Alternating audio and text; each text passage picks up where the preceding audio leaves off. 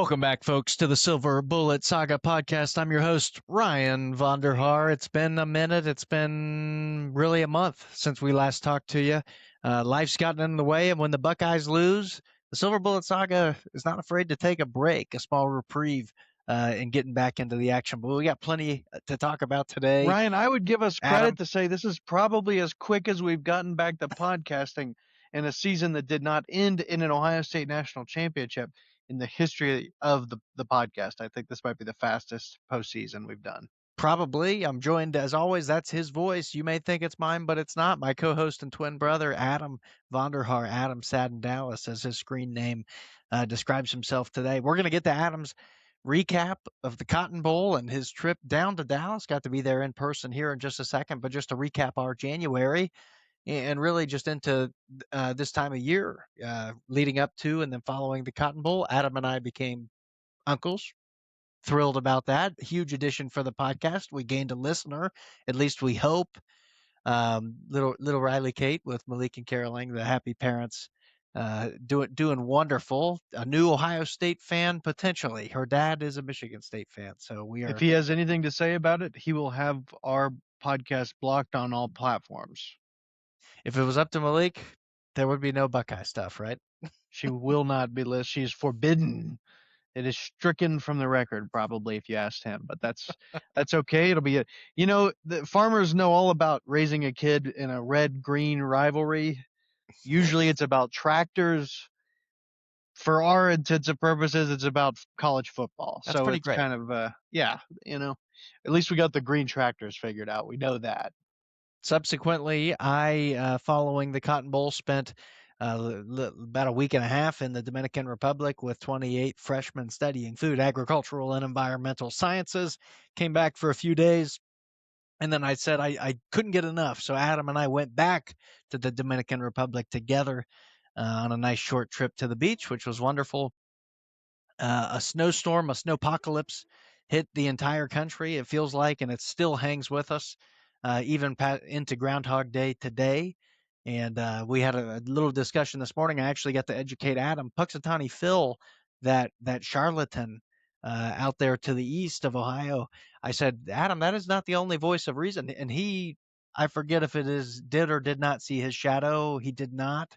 So he called for 6 more weeks of winter. But I said, oh, not so fast, my friend, a la Lee Corso. Buckeye Chuck of Marion, Ohio, did see his shadow and is calling for an early spring. And he actually has a 55% hit rate, as the folks who are in on Groundhog Day know, more accurate than Puxatawny Phil, just less costumes and less pomp and circumstances for our good friend Buckeye Chuck. Adam, have I missed anything in the recap? I like I was unaware of Buckeye Chuck. Buckeye Chuck, but I will say I do like the lack of pomp and circumstance. You go over to our friends to the east, and they treat it dang near like a religion. It's a little bit creepy. Everybody's in these costumes, and they maybe put the woodchuck or the groundhog, it depends if it's in a tree or not, kind of up on a pedestal. And my blue tickhound Bo only knows too well that they're about worthless. So at least Buckeye. One more time, Buckeye Chuck doesn't make too much of a deal about Buckeye it. So Charles Barkley. Buckeye Charles. Very good. From Marion. Shout out Chuck from Marion. Adam, as Adam just referenced, his blue tick coonhound Bo has chased down some cousins, potentially a Puxatawny Phil or whatever his name is. You can find that on Twitter at Ohio State_SBS. We'll be linking a few of those into the thread. Adam, we can't go any longer without doing a bit of a post-mortem. Ryan, Adam, I need you to vamp, because the same special dog Bo, I can hear him from here. He's wanting in the house. I'm gonna let him in just so quickly. But unbelievable, absolutely unbelievable. Yeah, we'll be vamping for a second. I'll talk a little bit about the game itself and what we'll call the post-mortem of the Ohio State 2025 into 2026 season.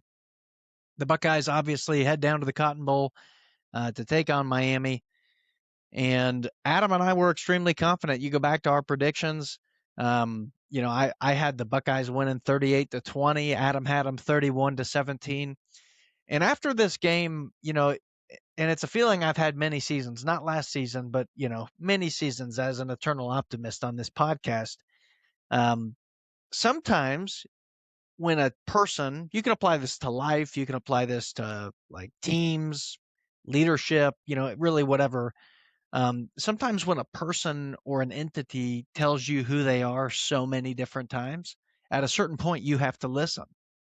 And for me, I felt like with this Ohio State team, there were signs, early on. Adam and I made the road trip out to Champaign, Illinois. And yeah, the defense was dominant in that game like they were, in tons of different games, but the offense was extremely clunky that day.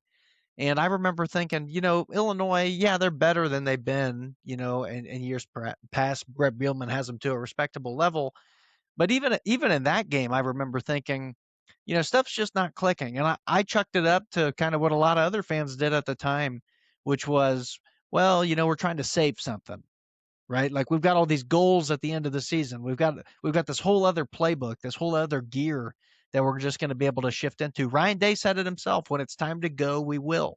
When it's time to press the gas, we will. He said that multiple times in press conferences. Um, but again, I go back to the first thing I said, which is when a team tells you enough times who they are, sometimes you have to listen. And it felt like that's kind of how the end of this season was. We gave those excuses after the Indiana game. There's not a ton on the line. You're in the red zone twice, and even then, right? I mean, things are totally different if that crazy Bennett Christensen play that we called against Penn State at home. If that guy's uncovered and we score a touchdown and beat Indiana, maybe it is a totally different end to this season. But if ifs and buts were candy and nuts, we'd all have a wonderful Christmas, or something like that. It's close to how the saying goes. And for as much as went wrong on this run, that much went right a year before when Ohio State went on the first run to win the first ever 12 team college football playoff. So, just like this is like a common theme, I feel like on this podcast, you're looking for at bats. You're looking to set your team up to be in a position at the end of the season to have a chance to beat the best teams that are out there. And Ryan Day, to his credit, and the 12 team credit or 12 team playoff has kind of afforded many coaches this opportunity. Ryan Day has gotten this team a ton of at bats in his time here. And, this year's really no different. The only two losses you get, through the entire year is to the national champion and the runner up. And even in that Miami game, which we're going to turn to here in a second, you felt like you had many different chances. You just weren't really executing at a high enough level, especially in the first half. And when you're playing in these big time college football playoff games, small mistakes like not being able to capitalize on offense for an entire half, that'll sink you. And with that, Adam, we'll turn it to you. Boots on the ground with many of our correspondents, Bailey Eberhardt, Morgan Anderson, Tyler Zimfer on the ground in Dallas. Just give us the rundown, and then we're turning the page to more fun stuff. I totally agree on the when a team tells you who they are enough, you got to start listening to them. It made me go back and just look at a couple scores from last season. I think a lot of people too soon forget about the Nebraska game that we won 21-17. I mean, the Ohio State Penn State game, yeah, it was on the road. Yeah, Will Howard made a bunch of mistakes, but that was a 20-13 win. It wasn't like that was a team that just got shot out of a cannon the entire season. They put it all together at the end after a devastating 13-10 loss to the rivals. So I, It I, just I say shows that to to go say you. this was also a very good Ohio State team that played two extremely talented teams at the end of the season, Indiana and Miami. But Now, largely untested. I mean, large largely large untested. much less tested than the season prior. I mean, Yeah. Texas being that first game, but that was two, starting very young quarterbacks against each other. It was more of a don't let your guy make a mistake. There wasn't we didn't have that Oregon crucible game like we Yeah. had last year midseason. Same with Penn State, that they weren't anything like they were the season And before. don't stress about it because we've got 6 of them next year, and we're going to get to the Yeah. schedule in a Yeah, we later saved all episode, the not hard today. games. We saved it. We don't need any this year. We're going to save them all. We'll do them all next season. We're going to talk about that sometime here this offseason. But back to the Cotton Bowl. Uh, Delta flights fly through Atlanta. First flight, feel like I have a little bit of a sore throat. land in Atlanta and I realized, oh no, I am full fledged sick with either flu or something, and I'm caught in the gears of time and history with no choice but to continue on the path that I am on down to Dallas. Uh, as soon as I realized that, I probably should have known this is a bad start to the Cotton Bowl. But beautiful weather, got out of the cold in Ohio, met up with Tyler and Morgan and Bailey, and we had a nice trip. Kind of just obviously had to go to the local CC's just outside of AT&T, Jerry's World. We've been there twice. That was your We, return. I mean, if that's not the local Buckeye stomping ground, I can't believe more people weren't hitting it up. But we go there, we go to the pregame. I mean, Jerry knows how to host people at that stadium. It's unbelievable. You go through a very quick security search, and all of a sudden, where Shaquille O'Neal is the DJ for this pregame concert, that security check to get into that, you're good to go into the stadium. There was no waiting, even as a commoner about to go to the top of the stadium for our seats. The process couldn't have been easier. Loved it. It was Miami fans, it was Ohio State fans hanging out together. The vibes were One of not. the top big game venues in the country, right? I mean, Oh, like for all the jokes that, as far as stadiums yeah. go, I mean, it's right there for my favorite place to watch one. Didn't know I was going in to see, basically a horror movie, but a movie that I had only seen ever so, you know, soon enough at Lucas Oil a few weeks prior. Very similar script, but no, the fans were nice enough. Pregame, our fans were obviously being nasty, which is just Par for the anytime. course. Yeah, anytime you're the favorite, guys. I mean, we like to act like Alabama is the only team that'll, take shots going into a game. Nah, we do it to the guys we think we're about to light up. But good pregame band, Brutus comes on, hangs out with Shaq, everything else. We go in, vibes are up, less of a turnout for the Cotton Bowl than I was expecting. It's probably the first postseason game I've ever attended where you can see the empty seats, like up in the fourth deck. Like it's fairly noticeable. The row in front of us that we had, I had a free place to walk back and forth. That's how. Tickets dropped at kickoff. Yeah, I mean, you could have gotten in. I think it was like $20 or something like that was the get in right. price. Yeah. So that's a little sickening to Buckeye fans that paid obviously for the pregame, but this, like I said, never happened before where you get to the game day of the game and the prices have dropped like that for a postseason. This is a big game. This is an 8 versus 2, huge, semifinal and or quarterfinal, and game starts. Just the wheels fall off on offense immediately. It's just like, oh, okay, so Miami has a fantastic rush. I mean, we knew that. We knew Miami going into the game. You watch that A&M Miami game where it was two amazing defenses against offenses that couldn't figure anything out, and just kind of figured we'd have a better approach to the blitzes that came, the pressures that Miami was able to generate. Couple I of them also made themselves some money. Ruben Bain Jr., number 4. I mean, he was living in our backfield, it felt like the entire game.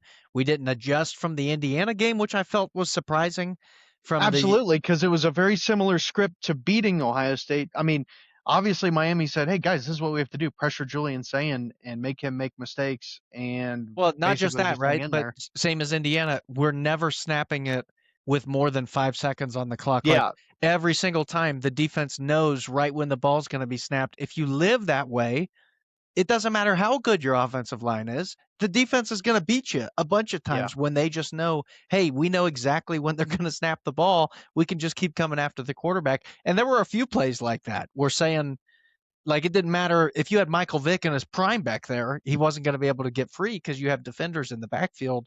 That, to me, if there was one thing that I was most disappointed in, it was the offensive structure of play call not getting in time, huddle taking too much time, and by the time we're finally lined up and ready to hike it, there's 5 seconds left and we're rushing to get there.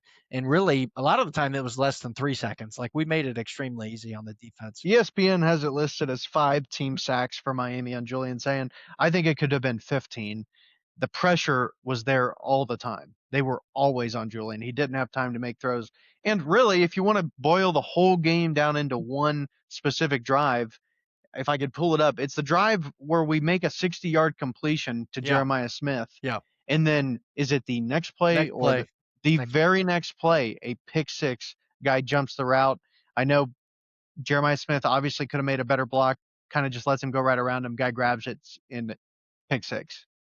To us in the stadium, that kind of felt like it was the game It with a felt like bunch of time left. watching on TV. It felt that way because in these games, Right. those plays are the difference. There is no, there's really no way to describe it like that, especially, hey, you're down 14-0 at that point. You finally have a sign of life with a like you said, 59-yard bomb, down the center of the field to Jeremiah Smith.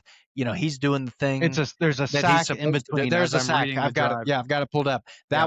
That was Ruben Bain's sack, loss of 6 yards, and then the next play, and this is Screen like an pass. old Urban Meyer holdover, these bubble screen Yeah. passes, on the outside. And sometimes they work. I'm not going to say it's always a terrible, play call, but if the other team has it read, this is what you open yourself up for, which is a guy walking into your end zone all the way down the field, nobody even, close to touching him. And to be honest, Adam, I totally agree with you. I think the game was cooked from there. The offense looked better in the second half. It's not, it's not like I mean, they that, but put it's like, 14 up. yeah, There was just there's no margin for error when you after that. hand the team a touchdown, when you have a defense as good as this one has been, and your defense doesn't even get on the field for that one, and it's obviously 14-0, extremely, extremely frustrating. That Obvious, being said, yeah, what's funny is it was an extremely close game in the fourth quarter. We were driving. missed We a field scored. goal. We missed a field goal. We scored on 2 of our 3 drives. Right? Is that right in the second half? Let's Yep, see. touchdown to open the third quarter, and then another touchdown to open the fourth quarter. Your first 2 That possessions in the second half end with touchdowns. truly the end of the game is that third failed drive that ended in a Yeah, punt. yeah, If that would have ended in a touchdown, it's probably crazy to say winning the that. game. Yeah, That probably wins the game. It's how yeah. close the margins were, but after that, the tides totally changed on that punt. And you don't get to But say it. you There's so you many ifs just and ands. Yeah, it's the same as that Big Ten championship. When you put the game on, you're on your heels like that. There's no room for error. yeah. It's you have to score on every drive in the second half if you want to win the game, And regardless of how good your defense the is. last thing we'll say about this game, obviously, it's the most points the defense gives up all season, and ironically, it's because of the offense. The defense, they essentially put their hands at their side with Have whatever to it let them was. score. Yep, 4 minutes to go, 5 minutes to go left in the game. Actually, no, Miami started with the ball with about 6 minutes left. They grind that drive all the way down to 55 seconds left on the clock, and at that point, you're down 2 touchdowns. You have to let them score. That's what the defense does. Saying obviously throws an interception on the ensuing drive, which you're just trying to make some crazy stuff happen at that point. I'm not going to hold that one against him. Yeah. Um, it to me was a master class in why you have to have a dedicated offensive coordinator, a dedicated even if Day is the guy, and he is the guy. Nobody's arguing that he's the quarterback guru. He's the straw The that stirs the necessary drink. adjustments that needed to Yes. be made, they couldn't have waited until halftime. They had to be made second drive. We Well, had to change who we are even or what we're even doing. stronger than that, Yeah. we looked unprepared to start the Yeah. game. Yeah. And for me, that is Brian Hartline's got 2 feet out the door. He's ready to get to South Florida. He's already recruiting his receivers. A couple of them are going with him. It was a You- distraction. yeah, there. I'm We not even going to hate on him right. for that. He brought us tons of success. He filled the NFL with first round receivers. I'm not going to destroy him for it. You can also say in the same sentence, he is a large reason why we did not go back to back by the end of this year. And to a little bit, I would say some hubris in Day to think that Hartline could do the job. And again, I like Hartline. It's nothing like that. But it's like, how many times do we need to see Hartline be a poor offensive coordinator, whether it is a co-offensive coordinator role or this year having the full reins and taking over, to where we say, man, the offense is uncreative. Man, it doesn't feel like, the guys are prepared to play, on a Saturday. How different did this team feel in the playoff run to last year when Right. Chip Kelly is designing a full offensive We were game so plan? spoiled with Chip Yeah. Kelly, a guy that for some reason fans scoffed at the idea of bringing him back during this Well, tumultuous and time. he's not sinless in this whole thing. He left after Yeah. 1 year. He went to the Raiders and he failed out at the Raiders. And I think if Day was being totally honest, he's holding a little bit against Chip for leaving after 1 year. I think there's a reason that he's not immediately back, Yeah. because that was always Urban's rule, was you have to give me more than 1 year. It doesn't matter, whatever your position is. If you're coming in here, we can't do this transition, every single year. And Chip, as one of Dave's mentors, he did it to him, Yeah. and left for the Raiders. And man, what a dumpster fire that was. I mean, that was like, just lighting Some money on guys just want fire. to go to the NFL. I mean, it's Yeah, like you can see a mirror, like read the future. It's going to be a disaster. They don't care. They want to try it. But absolutely. Adam, we got to turn the page. Other sure. than that, few sentences about Indiana. I mean, unbelievable season. Next year we hate them, right? Not Right. even no And argument. we have friends on the podcast that try to tell me we need to treat them like Penn State, to which I say, Ha. you let me know when you realize the difference between Indiana and Penn State. Folks, is the worst team in college football. It's the Cinderella story of Cinderella stories in an era and a sport where it doesn't exist. Reiterate what Adam just said. Indiana had the most losses of any college football team in the history of the sport. The history of the sport. Ohio The State little engine had that beaten them. could. Ohio State had beaten them 38 times in a row. They play in the same conference. They play every year. Ohio State beat them 38 years in a row. Okay, there are folks who are parents who have never seen Ohio State, right, lose to Indiana until this year. And what a testament to Kurt Signetti. I've become a full on just consumer of his kind of philosophy and the day to day, just really just from a leadership perspective. I was kind of saying I hope he writes a book, because I really think that there's a lot you can glean just from consistency, from intentionality. He talks about how little really they practice week to week. Like when they're on the field, it's about 90 minutes a day, and they are going, and then they're done, because he doesn't want to wear their guys out physically and mentally by the end of the season. And you just, it's all those little things. And it's a guy who, in his second year, right, had so much success at JMU, takes that whole team, goes to Indiana last year, has a ton of success in his first year, makes the small changes that he needs to make, including getting a guy. And this is a whole other thing. But Fernando Mendoza, we could almost do, I feel like, an episode on him. If he is our quarterback this year, I Yeah. think we win the national championship. Absolutely. No, No, I think nothing so. against saying, but Even with the issues we had, right? Just right. because the shiftiness of being able to dodge so much and being able to take a wallop. I mean, Yeah. he Tough got the guy. chocolate knocked out of him. It felt like 100 times this season, and it didn't matter. He's like back the next play, QB draw, even in the national championship. That photo is going to be iconic of The fourth reach. down, the reach. He gets hit. He makes a guy miss. He gets hit again, and he reaches out and scores. I mean, It's unbelievable. just Julian Sain would have fallen. I mean, nothing against the guy. Julian's going to be great. He might He's win the going to be Heisman great. next year. He really. The mobility is the X factor that is a college football team specific. like Yeah. That's how you'd go to the next level, is that mobility. And for a team. I'm sure that's what Dave's talking to him about this offseason. If we are going to take this game and the offense where we need to go, you got to pick more first downs up. It's the CJ Stroud Achilles heel. Yeah. Joe Burrow's not afraid. Tom Brady, these guys, they say whatever it takes to win. It is not I'm a quarterback. It is I'm a winner. That's it. I love CJ Stroud, but we saw it in the playoffs this year. Yep. A lot of chance. I mean, he had chances to advance the ball. Instead, he's forcing it in windows. I mean, you go say whatever you want about the guy. Fantastic quarterback. He doesn't offer that dual threat, do whatever it takes to win thing that, I mean, Justin Fields had it. You're right. He absolutely had it. JT Barrett had it, that dual threat ability. But anyway, off my soapbox about that. But when Mendoza scrambles for that 4th and 5 from the 15, it's, it doesn't matter how good your arm is in college football. That is the X factor that you cannot scheme against. No. To scramble for something like that. It's unbelievable. We've got a lot of updates to get to, Adam. I think we're gonna end the podcast here. We're 25 minutes in. We've got, for later this week and into next week, we'll drop another episode, because we got some coaching changes to talk about. A few coaching changes. We've got some strength and conditioning updates. We've got draft class and transfer portal updates. Here's the headline and the teaser for next episode as we get into it. Things are good. Things are good. You made the playoff. you were runner-up in the Big Ten championship. We need to get one of these trophies before they take that game away. I mean, I'm tired of either not making it or losing. Obviously, in the Big Ten championship, 13-10. 13-10, twice in the red zone, no points.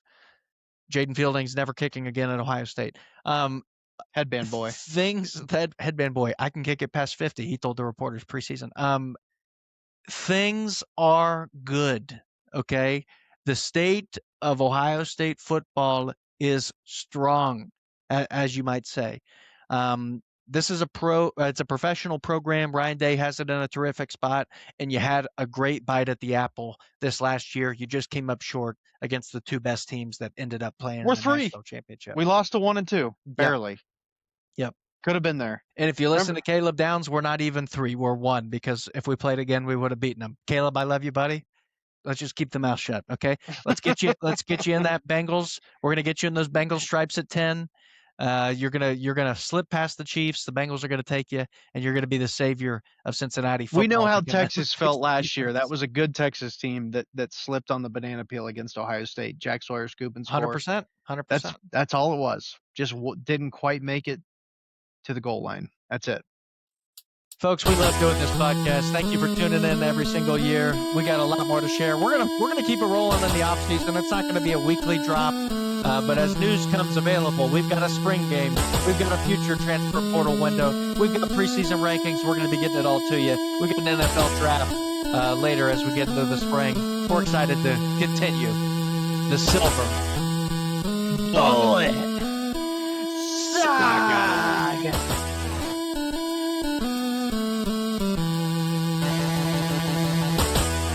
Who wants to go back anyway? If we didn't let other teams win it every now and again, what fun would that be?